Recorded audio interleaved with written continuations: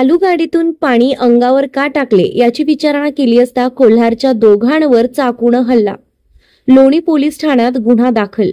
अहिल्यानगर जिल्ह्यातील राहाता तालुक्यातील कोल्हार प्रवरानगर नगर फाटा येथे चालू गाडीतून पाणी का टाकले याची विचारणा केली असता त्याचा राग येऊन कोल्हार येथील 2 तरुणांवर चाकू सारख्या धारदार शस्त्राने हल्ला केल्याने दोघे जण गंभीर जखमी झालेत.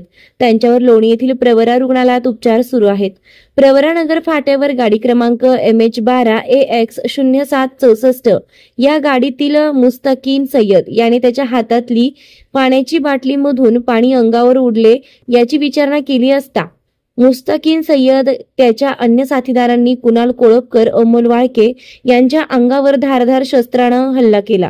कुणाल कोळपकर, अमोल वाळके हे दोघेही कोल्हार भगवतीपूर येथील रहिवासी आहेत. अक्षय चोरगे, कुणाल ज्ञानेश्वर कोळपकर हे सॉफ्टवेअरच्या कामासाठी लोणीहून कोल्हारच्या दिशेने जात असताना गाडीतून पाणी अंगावर उडाल्याने वाद निर्माण झाले. ही घटना प्रवरानगर फाट्याजवळ ही घटना घडली. यात कुणाल कोळपकर, अमोल वाळके हे दोघे राहणार कोल्हार भगवतीपूर येथील त्यांच्यावर चाकू सारख्या धारदार शस्त्राने वार केलेत. दोघे गंभीररित्या जखमी झाले असून त्यांना लोणी येथील प्रवरा हॉस्पिटलमध्ये दाखल करण्यात आले. अक्षय कैलास चोरगे यांनी दिलेल्या फिर्यादीवरून कुणाल ज्ञानेश्वर कोळपकर व कैलास चोरगे हे गंभीर जखमी झालेत. मारहाण करताना दोघांच्या गळ्यातील सोन्याची चैन काढून घेतली.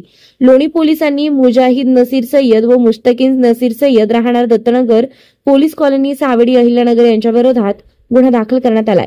पुढील तपास पोलीस करत आहेत. SRB न्यूज साठी संतोष बोरुडे, कोल्हार भगवतीपूर. ताज्या बातम्यांसाठी आणि नवनवीन अपडेट्ससाठी SRB न्यूजला सबस्क्राइब करा आणि बेल आयकॉन